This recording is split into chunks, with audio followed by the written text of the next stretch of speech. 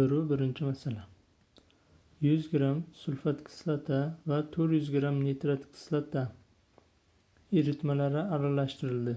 Olingan eritmada 5% sulfat kislota va 10% nitrat kislota massa jihatdan bo'lsa, dastlabki eritmalar konsentratsiyalarini aniqlang. Xo'p, demak, dastlab ikkita idishda birinchi idishimizda 100 gram sulfat kislota, ikkinchi idishimizda esa 400 gram nitrat kislota eritmalari bo'lgan. Xo'p, birinchi idishdagi sulfat kislotaning massasini x gram, ikkinchi idishdagi nitrat kislotaning massasini y gram deb tanlab olsam, ularning foiz konsentratsiyalari esa noma'lum so'roq. Xo'p, bu ikkala eritmadagi bu ikkita idishdagi eritmalar aralashtirilganda, xo'p, umumiy eritma massasi 100 plus 400 jami 500 gram bo'lgan. Xo'p, bunda sulfat kislotamiz massasi o'zgarmagan x gramligicha qolgan. Sulfat kislota foizi esa 5% bo'lib qolgan ekan eritmada. Nitrat kislota ham y gramligicha qolgan. Foizi esa 10% bo'lib qolgan ekan. Demak, umumiy eritmamiz 500 gramimiz. Xo'p, 100% bo'lsa, 5% sulfat kislotamiz necha gram bo'ladi? 5 ni 500 ga ko'paytirib 100 ga bo'ladigan bo'lsak, 25 gram chiqar ekan. Xo'p, 500 gramimiz 100% bo'lsa, nitrat kislotaning 10% necha gram bo'ladi? Buni ham proporsiya qilsak, 10 ni 500 ga ko'paytirib 100 ga bo'lsak, 50 gram degan javob chiqar ekan. Demak, dastlabki sulfat kislota eritmasida sulfat kislotaning massasi, ya'ni ximiz 25 ga teng bo'lgan ekan. Nitrat kislota eritmasida esa y'imiz 50 gram bo'lgan ekan. Endi dastlabki eritmalar foiz konsentratsiyalarini topsak, dastlab sulfat kislotaning foiz konsentratsiyasini topish uchun S foiz teng sulfat kislotaning massasi 25 ni dastlabki umumiy massa 100 ga bo'lib 100 ga ko'paytirsak, 25% eritma bo'lgan dastlab sulfat kislota eritmasi. Xo'p, nitrat kislota eritmasi esa 50 gram nitrat kislotaning dastlabki massasi 400 ga bo'lib 100 ga ko'paytirsak, 12,5% nitrat kislota eritmasi bo'lgan ekan. Demak, to'g'ri javob A varianti. 2. Masala. 120 gram 15% nitrat kislota eritmasiga 5% sulfat kislota eritmasi qo'shildi. Olingan eritmadagi sulfat kislotaning massa ulushi 2,5% bo'lsa, nitrat kislotaning massa ulushini hisoblang. Hop.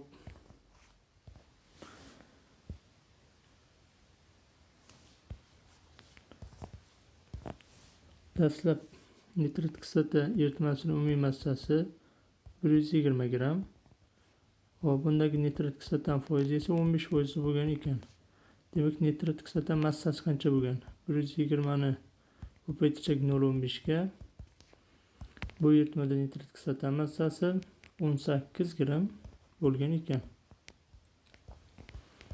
Hop, unga qo'shilgan sulfat kislota eritmani massasi noma'lum. Shu sababli m' ni x gram olaman. Hop, foizi esa sulfat kislota foizi 5%. Demak, sulfat kislota massasi x ko'paygan 0,05. Ya'ni 0,05 x bo'lgan eritmada. Bu ikkala eritma aralashtirilsa, umumiy massa m' 120 plus x gram bo'lib qoladi. Sulfat kislotaning foizi esa 2,5% bo'lib qolibdi. Hop, sulfat kislota massasi o'zgarmagan. 0,05 x ligicha o'tgan bu eritmada. Bu sulfat kislotaga tegishli narsalar. Hop, oxirida nitrat kislota massa ulushini so'rayapti. Nitrat kislota massasi ham 18 gramligicha turibdi. Uni foizini topish kerak. Agar umumiy massamiz 120 plus ximiz 100% bo'lsa, sulfat kislotani massasi 0,05 x'imiz. Hop, 2,5%. Shu tenglamani ishlaymiz. Ya'ni proporsiyani. Hop, bu proporsiyani ishlasak, x'imiz teng 120 chiqadi. 120 gram deb. Demak, hosil bo'lgan agar x 120 bo'lsa, hosil bo'lgan eritmamiz 120 plus 120 240 gram bo'lib qolgan. Hop, undagi nitrat kislota 18 gram. Demak, nitrat kislotaning foizini topish uchun S foiz teng 18 bo'lamiz 240 ga, ko'paytiramiz 100 ga. Teng 7,5% degan javob chiqar ekan. Demak, to'g'ri javob C varianti. Hop, keyin bu misolda bir oson ishlaydigan yana bitta yo'li bor. Mana shu joygacha ishlaymiz. Mana bu proporsiyani osonroq qilish yo'li. Ya'ni dastlabki eritmada sulfat kislota 5% edi. Va u nitrat kislota bilan aralashtirilganda bu yerda 0,05x sulfat kislota bor edi. Keyingi eritmada ham 0,05x gram sulfat kislota bo'ldi. Ya'ni sulfat kislotani massasi dastlabki eritmasida ham o'zgarmadi, ikkala eritma aralashganda ham sulfat kislota massasi o'zgarmadi. Shunaqa jarayonlarda agar uni foizi o'zgarsa, ya'ni hozir 5% dan 2,5% ga kamaydi foizi. Hop, mana buni qolamiz. Dastlab 5% edi sulfat kislota, keyin foizi 2,5% bo'lib qoldi. Necha marta foizi kamaydi? 5 ta ekan bo'lsam 2 marta. Hop, demak, sulfat kislotani massasi ham mana shunga teskari proporsional ravishda 2 marta ortadi. Ya'ni agar sulfat kislota massasi sulfat kislota massasi o'zgarmasdan foizi necha marta kamaysa, sulfat kislota eritmasining massasi shuncha marta ortgan bo'ladi. Ya'ni mana bu yerda sulfat kislota x gram edi. Hop, bunga 120 gram nitrat kislota qo'shilganda umumiy massa 2x bo'lib qolgan bo'lishi kerak, 2 marta ortib. Ana shunda 120 plus x teng 2x bo'lsa, x teng 120 chiqadi osongina. Buni faqat tushunib olish kerak. Hop, agar buni tushuntira olmagan bo'lsam, mana bu proporsiyada ham ketib ishlab qo'yaversalaringiz bo'ladi. 3-birinchi masala. 100 gram 6% nitrat kislota eritmasiga sulfat kislota eritmasi qo'shildi. Hosil bo'lgan eritmadagi nitrat kislota va sulfat kislotaning massa o'lishlari mos ravishda 5% va 2,5% bo'lsa, qo'shilgan sulfat kislota eritmasining foiz konsentratsiyasini hisoblang. Hop, demak,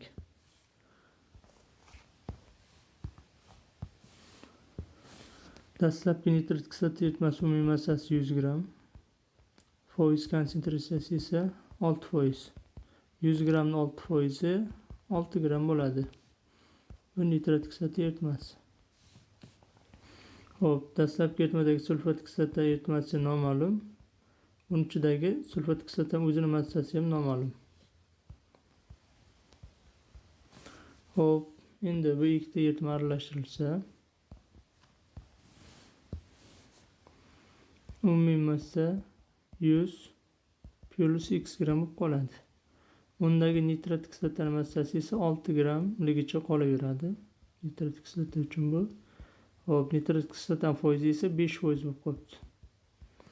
Demak, shundan proporsiya qilib x ni topsak bo'ladi. Ya'ni 100 plus x eritmam 100% bo'lsa, nitrat kislotaning 6 grami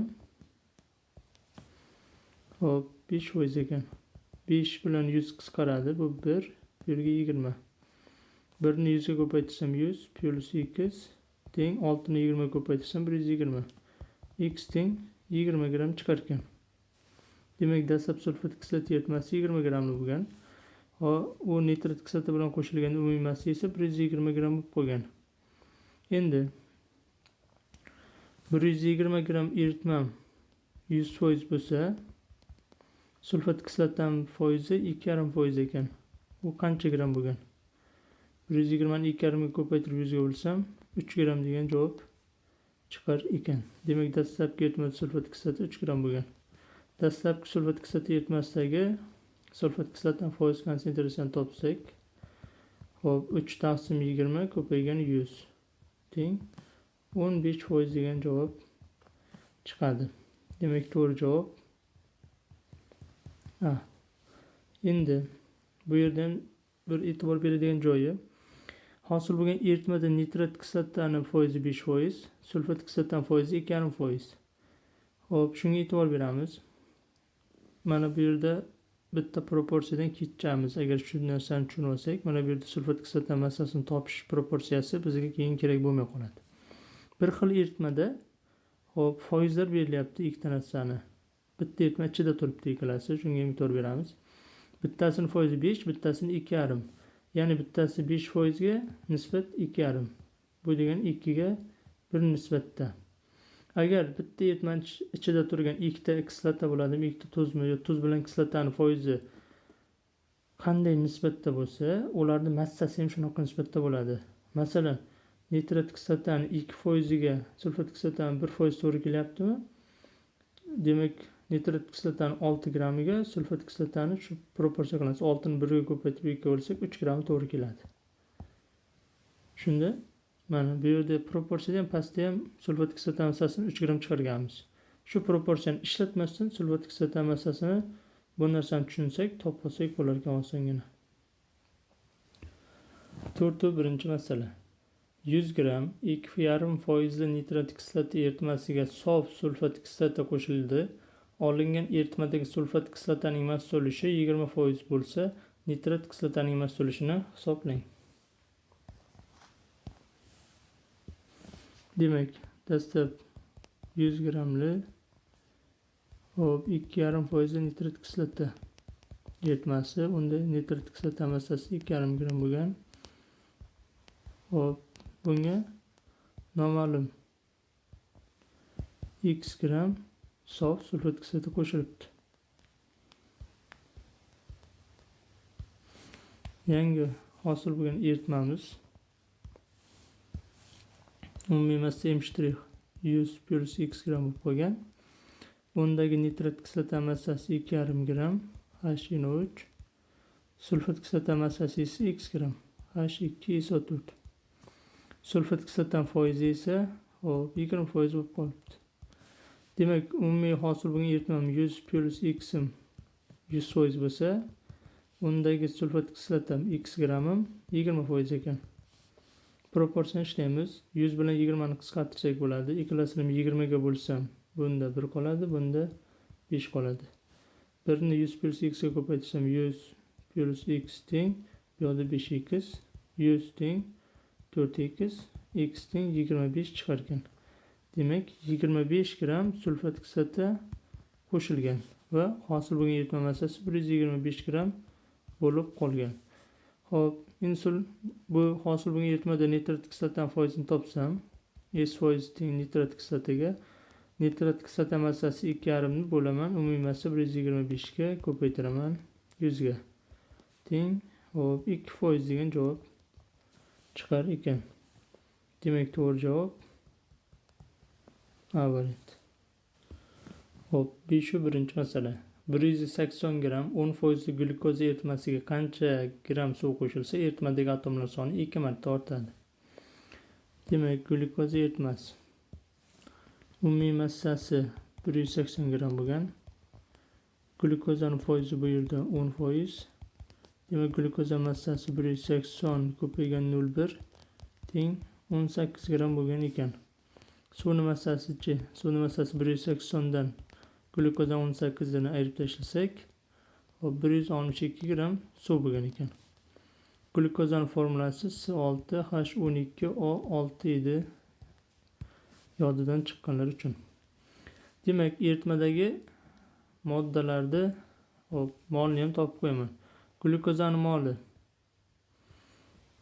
18 taqsim glyukoza molyar massasi 180 ga bo'lsam, 0,1 mol C6H12O6 bo'lgan ekan. Suvchi 162 ni bo'lsam 18 ga 9 mol suv bo'lgan ekan eritmamizda. Xo'p, endi bu eritmaga qanchadir gram suv qo'shilganda, eritmadagi atomlar soni 2 marta ortdi. deyapti. Demak, dastlabki eritmada qancha atom bo'lgan? Hop, 9 mol suvda jami 27 ta atom bo'lgan. 0,1 mol glyukozada esa 2,4 ta. Jami eritmada esa 29,4 ta atom bo'lgan ekan. Hop, hosil bo'lgan suvimizning moli noma'lum bo'lgani uchun x mol tanlab olsam, undagi atomlar soni 3x ta bo'lgan. Endi bu suv eritmaga qo'shilganda umumiy atomlar soni 29,4 plus 3x bo'lib qolgan. Buni dastlabki atomlar soni 29,4 ga bo'lsam, ortish 2 marta ekan. Hop, buni hisoblasak 29 taqsim 4 plus 3x teng. Hop, 8, 5, 58,8. Bu yoqqa minus o'tsa 3x teng 29,4 ta atom bo'lgan ekan qo'shilgan suvda ham. Qo'shilgan suvda moli esa x teng 29,4 taqsim 3 bo'lgan. Hop, 29,4 ni 3 ga bo'lib yotmaymiz. Molni turish kasr sonda olaveramiz. Bizga massani so'ragani uchun bu sonni 18 ga ko'paytirsam 3 bilan 18 qisqaratdi, bu yerda 6 qoladi. 6 ni 29,4 ga ko'paytirsam 176,4 gram degan son chiqar ekan. Demak, qo'shilgan suvning massasi 176,4 gram. Ya'ni A variantiga to'g'ri kelar ekan. Xo'p. Endi yana bitta qisqa yo'l. Mana bu ishdan qutulish uchun. Xo'p, eritmaga suv qo'shilganda atomlar soni 2 marta ortdi deyapti. Dastlabki eritmada 29,4 ta atom bo'lgan ekan. Unga qo'shilgan suv qo'shilganda atomlar soni 2 marta ortibdi. 2 marta ortdi degani unga qo'shilgan suvda ham dastlabki eritmadagicha atom bo'lgan. Ya'ni mana bunda ham 29,4 ta atom bo'ldi degani. Demak, 29,4 ta atom necha mol suvda bo'ladi? Hop, 1 mol suvda 3 ta atom 29,4. Hop, 29,4 ta atom necha mol suvda bo'ladi desak, 29 taqsim 3 birdan chiqib keladi. Qolganini 18 ga ko'paytirib, molni masalan topib qo'ysak bo'ladi. Yana baribir A javob chiqaveradi. 6-2 masala. 180 gram 20% oksalat kislota eritmasiga qancha gram suv qo'shilsa, eritmadagi atomlar soni 2 marta ortadi. Xo'p, oksalat kislotaning formulasi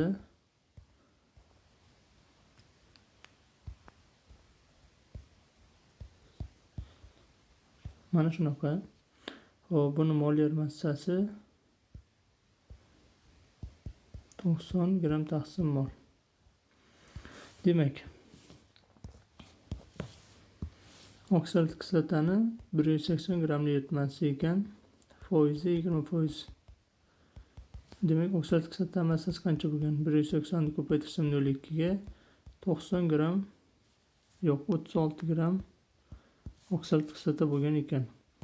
180 dan ayirib bersam 36 ni 144 gram hop suv bo'lgan ekan eritmada. Demak, bunga qancha suv qo'shsak, eritmada atomlar soni 2 marta ortadi.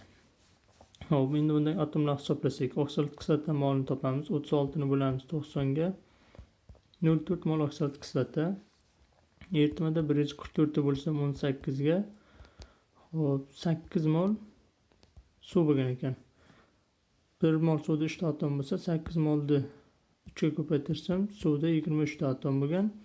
Oksalat kislotani 1 molda 8 ta atom bo'lsa, 0,4 ga ko'paytirsam 3,2 ta atom. Jami atomlar soni esa 27,2 ta bo'lgan ekan. Demak, bu eritmaga suv qo'shsak, atomlar soni 2 marta ortar ekan. Bundan oldingi misolda tushuntirgandim. 2 marta atomlar soni ortdi degani, demak, qo'shilgan suvda ham shuncha atom bor degani. 1 mol suvda 3 ta atom bo'lsa, 27,2 ta atom necha mol suvda bo'ladi demak.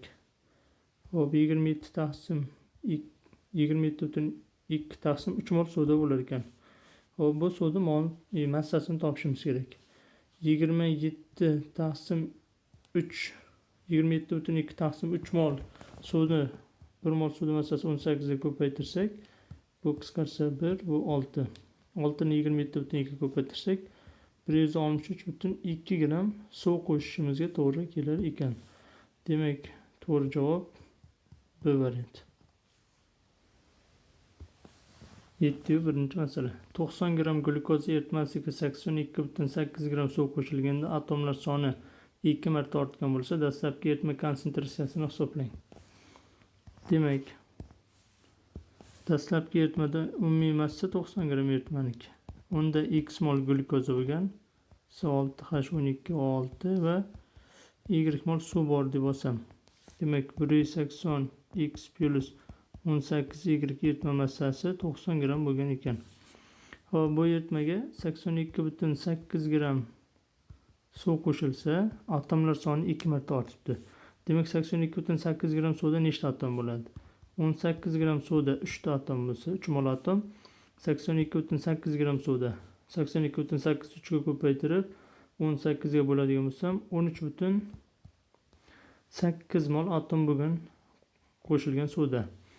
Demak, dastlabki eritmada A atom bo'lsa, unga 13,8 gram 13,8 ta atom saqlagan suvni qo'shsam, atomlar soni 2 marta ortishiga to'g'ri kelsa, demak, dastlabki eritmada ham xuddi shuncha atom bo'lgan.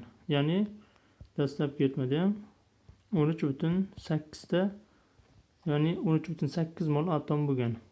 Endi atomlar soni glyukoza va suvda x mol suvda jami 24 x ta atom plus y mol suvda 3 y mol atom bo'ladi. Jami atomlar soni 13,8 bo'lgan ekan. Xo'p, buni hisoblasak, pastni 6 ga ko'paytiraveramiz.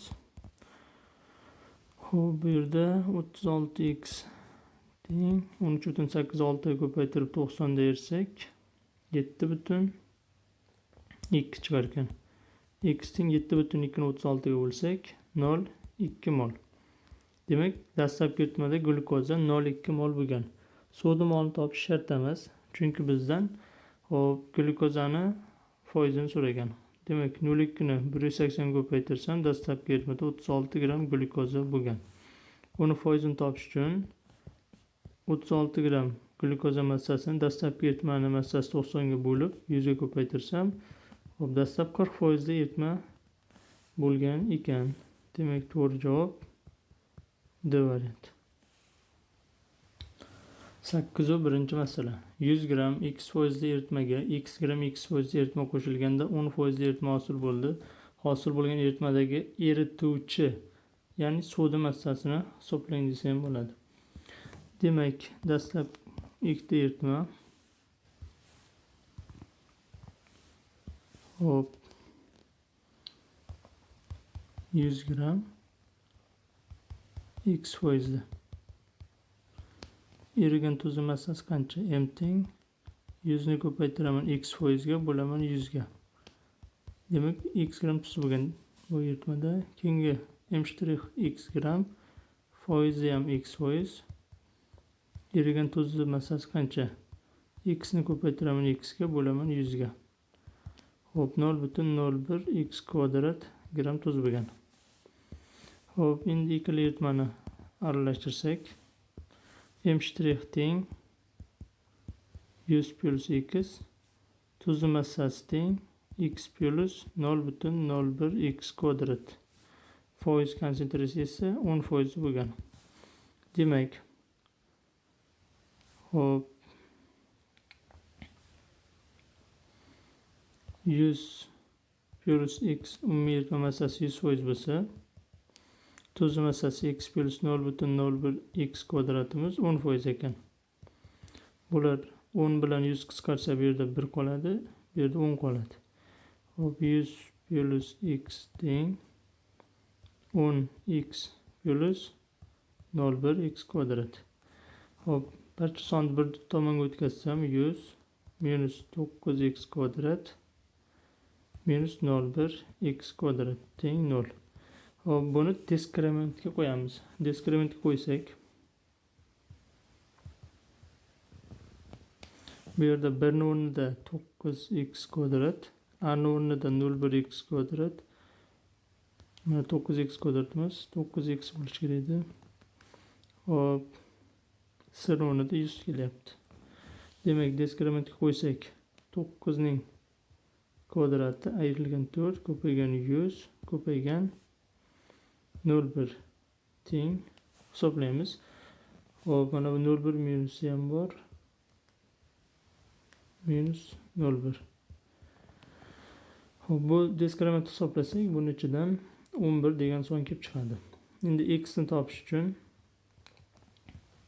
9 plus minus 11 pastga 2 ko'paygan minus 0,1. Bu yerdan hop, musbat son chiqishi uchun 11 ni minusda olishimiz kerak.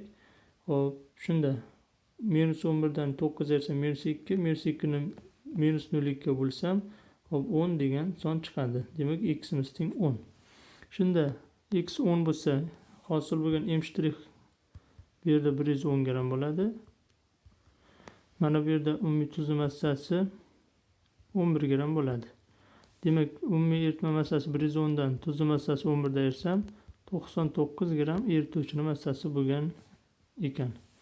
Demak, to'g'ri javob D variant. 9-birinchi-savol. 300 gram 25% eritmadan x gram to'kildi va x gram 75% eritma qo'shildi. Bunda 50% eritma hosil bo'ldi. Ushbu jarayonda necha gram 75% eritma ishlatilgan? Demak, dastlabki eritmaning m' 300 gram, foizi 25%. Demak, erigan tuz massasi 300 ko'paygan 0,25 teng 75 gram tuz bor ekan. Hop, bu tuzdan x gram 25% to'kilibdi. Demak, to'kilgan massa x, 13dagi tuz esa 25% eritma to'kilgani uchun x ko'paygan 0,25. Ya'ni 0,25 x gram tuz chiqib ketgan. Va boshqa bir tomondan endi xuddi shuncha eritma qo'shilyapti. X gram qo'shilyapti. Bu qo'shilayotgan eritmada tuz 75%. Demak, tuz massasi x ko'paygan 0,75 teng 0,75 x gram tuz qo'shilyapti. Demak, yangi eritma hosil bo'ladi. Yangi eritmada m' o'zgarmaydi, chunki x gram to'kilyapti va o'rniga x gram qo'shilyapti. Demak, hosil bo'lgan eritmada ham 300 gramligicha qoladi m''imiz. Tuzli massasi qanday o'zgaradi? 75 gram edi, tuz 0,25 x chiqib ketdi, o'rniga qo'shildi 0,75 x tuzimiz. Foiz konsentratsiya qanday bo'lib qoldi? 50% bo'lib qolibdi. Demak, 300 gram eritma 100% bo'lsa, 50% tuzim qancha gram bo'lgan? 150 gram tuz bo'libdi. Demak, tuzli massasi mana bu yerda berilgan edi. Tuz 75 minus 0,25x plus 0,75x gram bo'lib qolgan edi. Shu 150 gramga teng ekan. Hop, 75 bu yoqqa minus bo'lib o'tsa, 0,25x dan 0,75x dan ayırsam 0,5x, 150 dan 75 ayırsam 75. X teng 75 dan 0,5 ga bo'lsam 150 gramli ekan. Demak, to'g'ri javob C variant. Hop, 11-masala. Glyukozaning suvli eritmasiga suv qo'shilganda eritma massasi 2 marta, umumiy atomlar soni 19/9 marta oshgan bo'lsa, dastlabki eritmaning foiz konsentratsiyasini aniqlang. Dastlabki eritmada hop, m' hech narsa berilmaganligi sababli hop, dastlabki eritmada 1 mol glyukoza bor deb olaman. O'zim tanlab olaman buni. C6H26, ya'ni bu 180 gram bo'ladi. Va y mol suv bor deb olaman. H2O bu 18 y gram bo'ladi dastlabki eritma massasi. Hop, endi bunga suv qo'shilganda eritma massasi 2 marta oshibdi. Dastlabki eritma massasi o'zi qanday edi? M' 180 plus 18 y edi. Bu suv qo'shilganda massa 2 marta ortgan bo'lsa, demak xuddi o'zicha massadagi suv qo'shilgan. Ya'ni qo'shilgan suvning massasi 180 plus 18 y bo'lgan.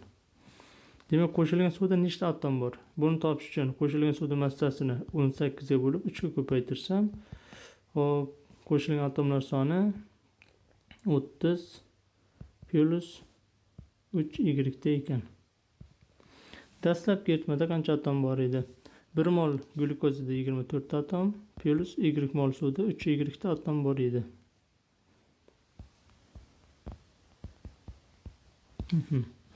Endi bu ikkalasi qo'shilsa jami atomlar qancha bo'ldi? 24 ga 30 ni qo'shsam 54 plus 3y 6y da atom bo'ldi. Shunda atomlar dastlabkiga nisbatan 19 taqsim 9 marta ortibdi. Ya'ni dastlabki atomlar sonini 24 plus 3y ni ko'paytirsam 19 taqsim 9 ga teng bo'lishi kerak ekan. 54 ko'paygan 6y ga bu. Xo'p, hisoblaymiz. Xo'sh, mana bu kasrni 24 plus 3y ga ko'paytirguncha qarayman, 24 ham 3 ham 9 ham hammasi 3 ga qisqar ekan. Qisqartirsam bu yerda 3 qoladi. Mana bunda 3 ketadi, mana bu 8 qoladi. Endi bu ikkalasi tepaga ko'payadi. 8 19 ga ko'paytirsam 152 plus 19y teng mana bu 3 bu yoqqa ko'paytirib o'tadi. 154 3 ga ko'paytirsam 162 plus 18y. Normalman bir tomonga 19y dan 18y ni ayirsam y teng 162 dan 152 ni ayirsam 10. Demak, y 10 ga, ya'ni dastlabki eritmada suvning moli 10 ga teng bo'lgan ekan. Demak, dastlabki eritmada suvning massasi ham 180 bo'lgan. Xo'p, m' esa 180 360 gram bo'lgan. Dastlabki eritma foiz konsentratsiyasini topish uchun dastlabki eritmada 1 mol glyukoza bor edi, ya'ni 180 gram edi. Uni dastlabki eritmani m' 360 ga bo'lib 100 ga ko'paytirsam, dastlab eritmamiz 50% bo'lgan ekan. Demak, to'g'ri javob A varianti.